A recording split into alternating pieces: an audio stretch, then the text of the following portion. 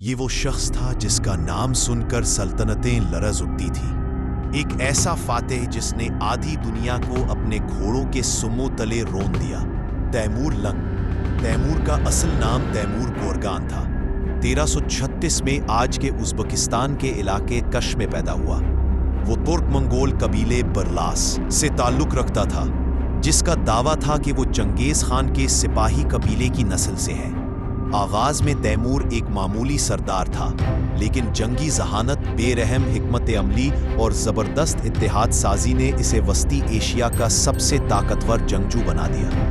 1360 کی دہائی میں اس نے ماوراء النہر پر قبضہ کیا، پھر 1380 میں تقریباً 90,000 فوج کے ساتھ ایران پر چڑھائی کی۔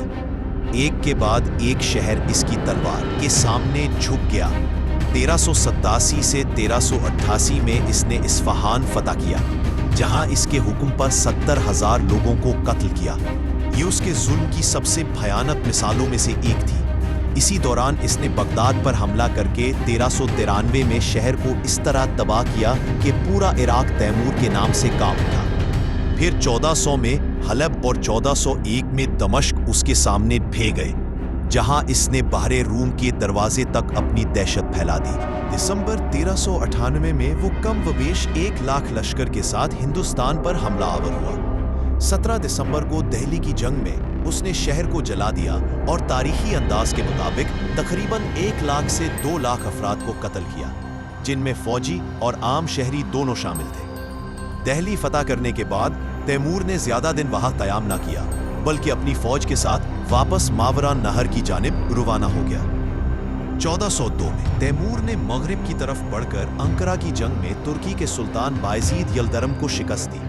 اس جنگ کے بعد سلطان بایزید کو تخت سے ہٹا دیا گیا اور اس کی حکومت ختم ہو گئی، جو عثمانی سلطنت کے لیے ایک بڑا دھچکا تھا۔